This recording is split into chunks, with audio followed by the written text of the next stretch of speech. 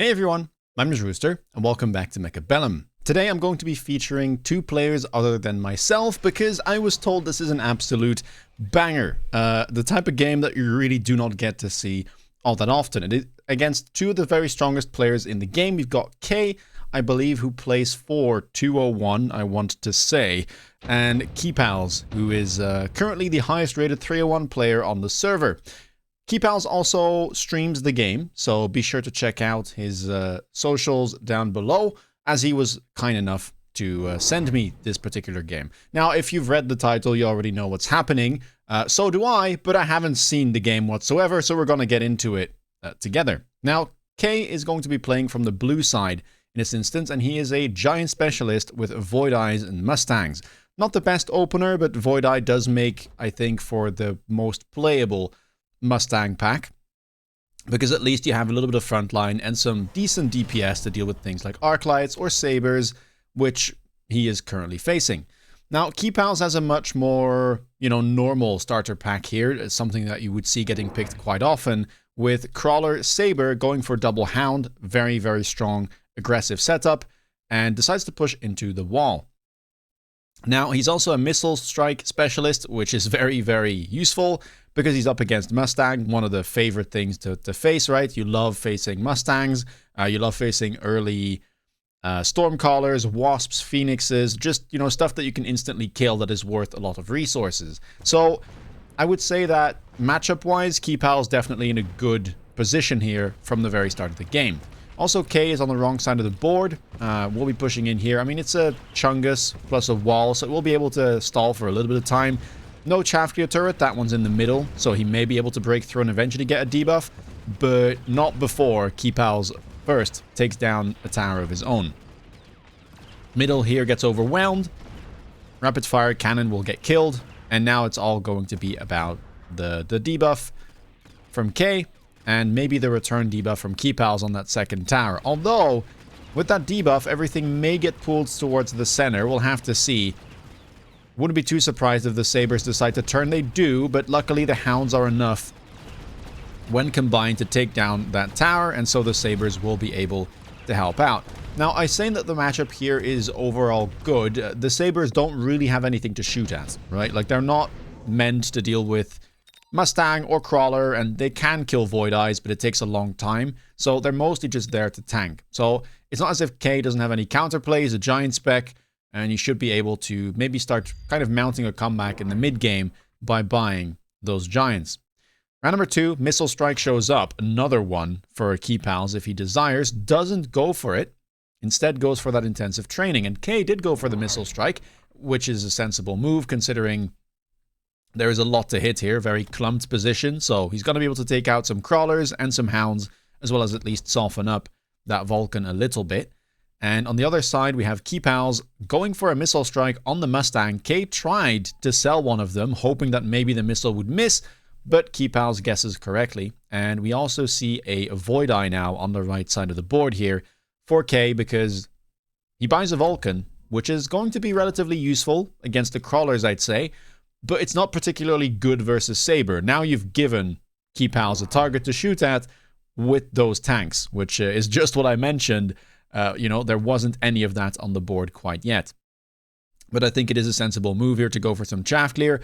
Alternative would be to go for maybe some Arclights, but then, you're not making full usage of your giant spec. So it can go either way. Keepals opting to go for a Marksman, as air is a bit of a concern on round number 2. Phoenix would typically be the thing that you pair with Hound and Saber, I'd say, but I guess because of the Mustang, he didn't want to. And there is a Missile Strike, so if you happen to get hit here, you'd be pretty sad. Although the same thing applies to the level 1 Marksman, which will also die. And it's just a little bit of chaff here on round 1. Tower also gets leveled on the left side. It doesn't look like Keepals is too interested in dealing with it, and he won't be selling his buildings for the time being. Right side overwhelmed, as the Hounds died to that Missile Strike, and a bunch of chaff did too. The Void Eyes managed to lock on to the enemy Sabers, and it's a pretty convincing win for Kay. So Keepals immediately with something to deal with. Now, obviously, no Missile Strike now, but a Heavy Armor does show up. Very, very good item. Probably an insta-pick. The other cards just kind of pale in comparison in terms of value, so wouldn't be too surprised if we see it. Although, okay, no, we do see the heavy armor here. I was going to say, there's no way that K doesn't pick that up. He does, throws it onto the Vulcan, sensible choice. And we see Fire Badger now for Key Pals with that intensive training that he picked up. So he held on to it and now levels that immediately. And look at this. I mean, if this isn't giant spec gameplay, then, you know, I don't know what is. Round 2 Vulcan, round 3 Sandworm. But it gets undone. So perhaps K a little bit unsure about what to go for. I was going to say I don't mind it as much. But again, Sabers are pretty good into Vulcan and Saber. Of course, they can get overwhelmed like they did last round. But you are building the giants that are arguably the worst into Saber here. But he's going to be putting it on the left side of the board just to pressure that tower. Now, it's going to take a while for this to get in. I'm not going to lie. Like, it's not going to be the quickest tower take ever. The worm might get stuck on some of those walls, might get stuck on the Chungus, and it gets undone. Okay, all the way back to the heavy armor because we want to equip the heavy armor onto the worm. Okay, I think we've made our choice, and the worm will go on the line to get a quicker debuff. That all makes a lot of sense. Fire Badger here with the heavy armor. Interesting that he wants to go into Fire Badger instead. I guess it does carry the heavy armor better, but alternatively, I think Key Pals could have tried to just play Hounds, range them early, and throw the armor onto the Sabertooth, which would have just done quite as well, I would say. And yeah, look at that, right? Saber is making very quick work of that Vulcan in front of the right tower. Now, the only thing that's left is that worm. Currently underground, now it unburrows, and it should be able to grab a tower debuff. Not a very meaningful one, though. Both boards are very far away from one another, and it's mostly going to be about this second debuff that Key Pals is about to take. Small turret does get taken out, but everything moves over towards the middle, so no second tower take for K. It's going to make a massive difference, and yeah, both Sabers still alive, able to dish out damage and take down that worm. Surprisingly, they don't level, so they share the experience between the two of them. I don't exactly know how they do it, but they manage to not level. So that's a bit of a saving grace, perhaps, for K. Round number 4, unit reinforcements. Hadn't seen those yet. Considering he's a giant spec, it makes sense for K here to go for a non-giant. Picks up the Phantom Rays, which, apologies, is not a bad move whatsoever. It pairs nicely with the Sandworm. There is something to be said there for picking up Fang, but they're level 2, so they're very likely to start feeding a ton of experience into the enemy Chaffclear, which you might not want. But it's another option. You can even put them behind the tower and perhaps kind of let them deal with potential air threats. Speaking of which, Big Phoenix picked up here for Key Pals after all. So goes for the level 3, should just create even more pressure onto that Vulcan. And in the meantime, K is trying to mount a bit of an attack of his own. So backing up that Sandworm with double Phantom Ray and a Mustang behind it as well to help with Chaffclear and perhaps to help with a potential Wasp, which could be useful against Phantom Ray. There is a Mustang on the way back here though. Oil going to get used for K, trying to slow things down. Will likely get set on fire this round, and the right side doesn't really have enough DPS to make use of this, I think. So it'll mostly be about just clearing all of the crawlers. But aside from that, I think that the tanks and the Phoenixes, I mean, of course, the Phoenixes will survive. Sabers may even be able to survive as well. Some DPS is getting through, though. I mean, not leveling the Saber definitely a bit of an issue. And look at that, much better tower debuff timing this time around. One Saber still alive, sitting in the fire, but comfortable for the time being. Will be able to take down that Vulcan, but that's an onslaught of enemy units. Crawlers onto that second tower. K, again, much, much faster this time around. Manages to get 2 tower debuffs before Key Pals gets 1. Mostly, I would say, because of the power of that oil play, but turns it around. And so, very back and forth game. So far, that worm not going anywhere, and there's no anti-air left in the first place for Key Pals to contest this. So now we finish the early game, get into the mid-game, and both players sit around 3.5k hit points. Round number 5, Assault Fortress, picked up for Key Pals, and this is kind of where the madness begins, I imagine, because, well, I'm promising something in the title, and I am sure that it will come true. Pretty insane once we get to the end of this game. But anyway, the first fortress hits the field. Assault Fortress, a very, very nice card if you're playing aggro. I think it's almost always worth picking. 20% HP, 20% attack, and 3 bonus movement speed at the cost of 10 range. But honestly, when you're playing aggressively like that, the speed is so much more important. And the bonus stats are just a very nice little addition there. Phantom going to be thrown onto the flank. So a third one purchased, but there is a missile back there. So very heads up play from Keepals, not going to get debuffed, at least over here. The left side still under a bit of pressure, but at least the right side now, you know, can put up a fight of its own. Vulcans with Scorch, interesting pickup. Not really something I would consider. I'm a bit surprised that we're just putting down the Vulcans here, but I guess, you know, money is short. But I think I would have liked to maybe see, you know, something like an Overlord perhaps being purchased on the right side, make even more use of that giant specialist and really start to build some DPS. Because all of a sudden, we have a level 3 Sabertooth. Intensive training got used. The Saber finally leveled after last round. And now there's no oil to get rid of all of that crawler chaff that Keepals has. Oh wow, look at that. Okay, I think the missile was there already. And a very clever beacon by K, I have to admit. Only pulling 2 of the phantoms there around, making sure that the third one does block the missile or trigger it, and he manages to get in. Very nice play, and allowing the Vulcans to get some value here with the DPS. And then the second tower follows, so rough timings for Keepals right now. And eventually he will get to the tower, but at what cost? Does he have enough left? The Sabertooth is still there. 46,000 hit points. Has been damaged a little bit, but packs a punch. So if that worm decides to unburrow, it should just die almost immediately. And there we go. Some big hitters. Even though it does have that armor, the Assault Fort, the high-level Sabertooth, and the Phoenixes making quick work of it. So again, very back and forth game. It's a win for K, a win for Keepals. Win for K, win for Keepals. And now we enter round 6, so, you know, if it's going to keep going this way, we expect a win from K. Let's see if that actually holds true. The Incendiary Bomb might suggest that, yes, that is rather possible, because that oil round looked really good, and this is basically the same thing. Spells for Keepals, you could try and go for Underground Threat here, and maybe annoy the backline a little bit, but, yeah, picking up the Haste module, I think, makes some sense as well.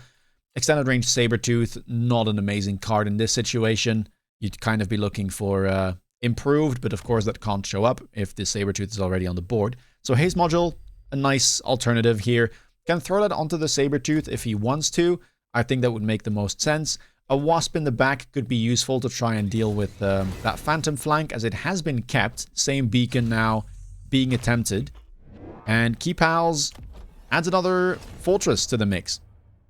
Oh, I like this. So keeping his hounds, and this is kind of the luxury of building an alternative chaff clear unit and not using your hounds for it. It means your hounds are actually available to go fire extinguisher, which can be tricky if you already ranged them and you want to get mech rage. You know, it's just like a very expensive tech to click, and on top of that, your hounds are ranged, so they're less likely to actually walk into the fire. Now, with the ranged fire badgers, he actually has the option to go for the sprinkler. So I like that a lot. Keepals known for this type of very systematic kind of setup with, you know, Badger, Fortress, Badger, or he also does it a lot with his Spider comps. Very iconic playstyle. And he's starting to kind of complete the first few boxes here of Saber plus Badger plus Chaff. Now, the Phantom does get in, and I guess that Keepals was expecting it to be sold, but it doesn't get sold. Now, the tower, thankfully, was leveled, but it's not enough. And now we have 2 debuffs, 7 seconds each, 14 seconds total, for this mountain that was picked up by K to do a whole lot of work. And it will do that. I mean, look at how quickly it took down that mountain, but at the same time, the fortress, excuse me, the fortress actually manages to live. Range enhancement got picked up, and this one is still full health. Now, there's no AA left, sadly, for Keepal, so he will lose the round, and we keep having this back and forth, but that didn't look too bad. you know, you'd expect maybe the Mountain to win a bit more convincingly there, especially with that double debuff, but it seemed to struggle somewhat against those assault fortresses with range. Keepal's losing a good amount of hit points here, though, putting him down to 2k, and last round of the mid-game, round 7, rolls around. Sabretooth makes a comeback, got sold, and now says, I want back into the team. We'll have to see if Keepals actually wants to go for that. I kind of doubt it, because it has the same role as the fortresses, and at this point, that's what Keepals wants to use as his main DPS. Could go for Wraith if he's a bit afraid of the chaff clear, but the Badgers are good enough, I would say. So, really, yeah, Overlord might be the best pickup. He's actually going to keep it, it seems. It's not a bad sell either, but at least he'll be able to deal with this Phantom Ray if K decides to keep it around. And now, more Mountains picked up. This one even managing to pick up a level immediately. That is very scary. Yeah, the Mountain is just basically the biggest stat ball in the game. Exceptionally high DPS. You know, most base hit points. It has everything. So, when you get a level on it, it starts to become a nightmare for especially Fortress, which is basically just its bigger brother, right? Like, they made Mountain, and first it was kind of the Fortress that was the big, you know, frontline giant that has barrier and deals a ton of damage and has cannons on its shoulders, and then suddenly they just doubled the amount of cannons on its shoulders, made it twice as big, and called it Mountain. So, yeah, it's a bit of a David versus Goliath story here, perhaps. The Fortress trying to prove that, you know, it still has an ability to fight back in these scenarios. Wraith picked up for K. Interesting. I mean, I guess it does pair up well with the rest of his units. There are a ton of crawlers, and the Vulcans might get stuck, unlike those Wraith. But yeah, going into a whole lot of different units here is K, and the game's already all over the place. Overlord does take down the Phantoms, and will now start pivoting. There isn't a ton of anti-air for K, mind you. The right side has none. The left side has some, but it will struggle to get to that tower. It's now level 3. Takes a lot longer to take down. And speaking of taking down, one Mountain already going down. Look at the amount of damage coming through from that Fortress. It leveled on its own, and then Keepals added an intensive training to it. And now it's just going toe-to-toe with that Mountain. I mean, not quite. There is some chaff in the way, allowing the Mountain to DPS freely. But still, that's 400,000 damage. Well over dealt on round 7 by this Assault Fortress. I mean, the bonus stats are really making some very good value here. And it's a good thing that he kept that Overlord, because it's able to take down the Wraith from K. Worm unable to do anything, and now it's a Keepals win. The back and forth continues. K now finding himself below 2,000 hit points. Advanced power system shows up. Picked up for K, as he is, of course, trying to push into that left side tower. Trying to take it down a bit more quickly so he can also transition and get that second debuff. Phantom gets sold on the flank. Keepals probably should keep the boat for one more round, because again, the Wraith can be a little bit pesky to deal with. And, well, nothing else on his board apart from the Phoenixes, and the one level 1 marksman can take down air. Range is now matched on the Mountains to make sure they stay a little bit safer, and, well, they do heavily outrange the enemy the Fortresses now, which do have double techs, but, you know, that's 30 meters of less range. Could be a problem. Oil also makes a bit of a comeback. Range now picked up on the Vulcans. And look at this tech bar. I didn't even talk about it. Keepal's not running Barrier, and instead running Elite Marksman, which has been picked up. A level 4 Fortress, as it leveled by itself, I think. And yeah, I mean, this is kind of nuts. 69, very nice. 1,000 damage per shot, and that's every 0.9 seconds. In comparison, the Mountain has 12,000 at level 2. Now, mind you, it does have 4 cannons, which each have a 2-second cooldown. So, you know, it does this damage basically every 0.5 seconds.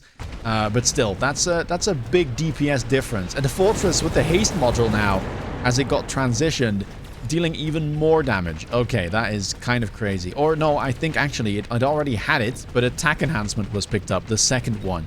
So 75, almost 76,000 damage per shot.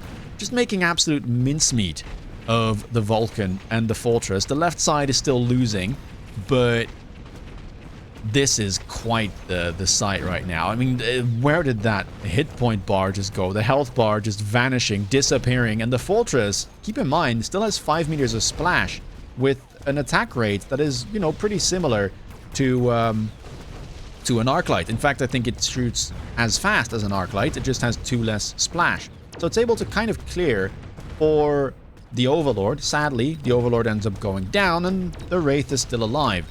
Now, does the Wraith have what it takes, though, to take out this thing? Because it 3 shots a full health, armored, level 2 Sandworm. And then just happily, you know, moves along. There's another tower to be taken. And that tower is behind a shield. So, more value here to be had. And eventually it'll just sit below that Wraith and kind of stare it down. As it says, yeah, I mean, I don't mind this. We can trade hit points, you know. I deal 350 damage, and you only deal 250. So I don't mind that trade. Crazy. And that's just round number 8. This fortress still has quite a long way to go, as you guys will see. It's currently level 4, picked up a level again by itself. Intensive training's back off cooldown, so this could be a level 6 fortress if Keepals desires it, and well, I think he does. You know, I believe he was streaming this at the time, and, you know, if you're doing some content here and there, you know what the people want. They want a max level giant with all of the carry text to just decimate the enemy army. So, more crawlers are getting picked up here. Barrier also picked up for Keepals. Normally, it's a bit of a shame to put it onto a fortress if you have the barrier tech, but Keepals doesn't. So in this scenario, it's actually quite nice, and it allows you to protect, you know, your front chaff from getting missiled. The boat is being kept. It's been doing all right. Some dedicated anti-air could be nice to try and deal with this Wraith. Maybe even, you know, invest in some techs here on that Overlord. More Vulcans being added for K, and he's just trying to defend the mountain. Make sure that it has, you know, everything here to get some lock-ons. Napalm picked up for Keepals. Interesting choice there. It's not something I would have gone for, I think, because it can hurt you. Now, mind you, he does have some hounds to be able to kind of sweep it up and maybe allow his crawlers to get in unharmed. But those hounds may also die very quickly because they are the front line. So we'll have to see how this actually ends up playing. Left side still under fire. A nice Badger pickup there, though. I will say the Napalm, very useful on the left side. Level 3 Mustang running straight into that fire should go down. But in the meantime, yeah, on the right side, well, actually, wow, did that fortress, it's just killing level 2 Vulcans with one shot. It's level 6. And even during the debuff, it has 13,000 damage. That is ridiculous. Outside of the debuff, it has 133,000 damage. That's just completely unhinged. The Phoenixes are gonna go down again, and it's just the level 6 fortress that is left. The only thing on the board as the air units from K are trying to take it down. I think this time they will manage 60 seconds. I mean, there will be a debuff, but these are some pretty high-level Phantoms. They do have the DPS to take this down. It's still gonna take a while, though. Don't get me wrong. 355,000 hit points on this thing. Takes a while to take out, but they will get there. So biggest problem right now for Keepals is anti-air, and he finds himself at 1300. It's crazy how back and forth this game is. Not something that you see very often in high MMR, especially in these late stages. Often someone gets outscaled and then the game is over, but this is, yeah, toe-to-toe. Round number 10, more unit reinforcements. We were waiting for them. It's the last round it can show up for the 3rd rotation, and then there's only one more left on round 11, 12, or 13. Yeah, I mean, what do you look for here? Wasp may be a concern for Keepals. He's actually going to go for the War Factory there and just sell it and go for full tech Fortress. Naturally, it picked up a level. I mean, it killed the entirety of the enemy board. So, yeah, it's now level 7 with 167,000 damage per shot. Of course. Fire is back. Going to get layered still on the right side. A little bit puzzling because there are some hounds over there. I think it would make more sense to try and layer the fire back here, because then you can at least burn some of these crawlers on their way in. There's literally no benefit to doing this because there's napalm badgers that are going to put fire there anyway. And, well, the hounds are going to clear most of it. So, don't quite understand that, but we'll see how it plays out. More fortresses got picked up. 2 more. It is very funny that all of them are level 1, except this one. Well, I'm going to say giant. It is, you know, in both sense of the word, it is a gigantic giant at this point. Mountain. Can it get a lock on? That's the important bit. It certainly can, and you can see it has some DPS. The level 1 fortresses, they don't fight back as well. But, you know, that's not the real threat here. The Fire Badger is going to clear all of the chaff, and at that point, all that's left is for this fortress to do what it does best, which is 2-shotting level 1 mountains, and 1-shotting level 2 Vulcans, and 4-shotting level 3 mountains. I don't even know what I'm seeing here. I knew that, you know, this was the premise of the game, but I hadn't seen it live, and now that I do, it is complete madness. The fortress is just overwhelming everything. This time around, the Overlord manages to survive, but there's no real threat. The AA fortress doing well enough, and naturally, it picked up a level once more. And this is where we get to the point of the game that we wanted to achieve. With K down to 538 hit points, still alive, and with intensive training back off cooldown, the fortress can hit level 9, the strongest it could possibly be, barring some, you know, better items here, like improved firepower or super heavy armor. But yeah, this is its final form. Double attack, plus haste module, fully skilled elite marksman, with 155 range, make that 170 after the temp range, and 500,000 hit points, hitting for 250,000 every 0.9 seconds. For reference, the level 3 mountain has 600,000 hit points. It gets 3 shots. The mountain gets 2 shots at level 2. That is simply ridiculous. Phantoms here pick up some energy shield as K, I guess, not knowing what to do anymore, tries to win by air. And, well, we'll have to see how this works. The Phoenix got jump drove to the left side to try and deal with the air threat, which it is doing quite well. One Phantom trying to make its way through, but not really managing to get there. Gets picked off by the Phoenixes, and everything died on the right side, of course, at the hands of the fortress. It has now accumulated over 1 million damage just this round, and 4 million total throughout the game. And well, fittingly, the only thing that's left now is a level 1 mountain to take out. The Phoenixes have softened it up, and now all that's left is for the mountain to notice it. Or the fortress, rather. But perhaps it should take the title of mountain at this point and finish it off. So that's how this game ends, with a level 9 fortress decimating the enemy army. Yeah. I have never seen a game like this. I've seen high-level fortresses, I've played them myself, but not with this specific tech bar and assault fortress killing, you know, the biggest, tankiest unit in the game. Absolutely crazy.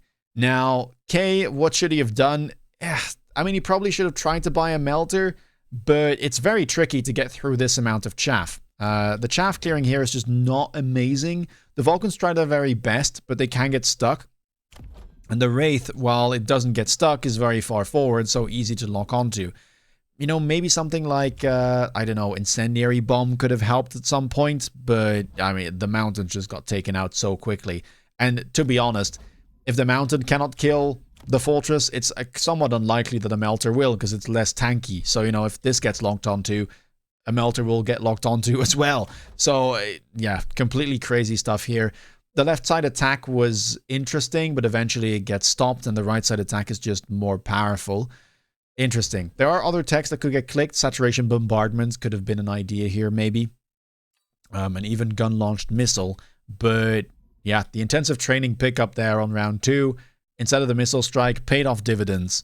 And, well, it gave us this amazing game. If you like this video, please leave a thumbs up. Let me know down in the comments what you thought about it. Have you ever seen something like this with a fortress, you know, dealing 4.5 million damage total, hitting for almost 250,000 damage per shot? I doubt it, but do let me know. If you want to stay up to date with my latest content, please consider subscribing. And if you want to see me play live, check me out on Twitch. With that being said, take care, guys, and see you in the next video. Bye-bye.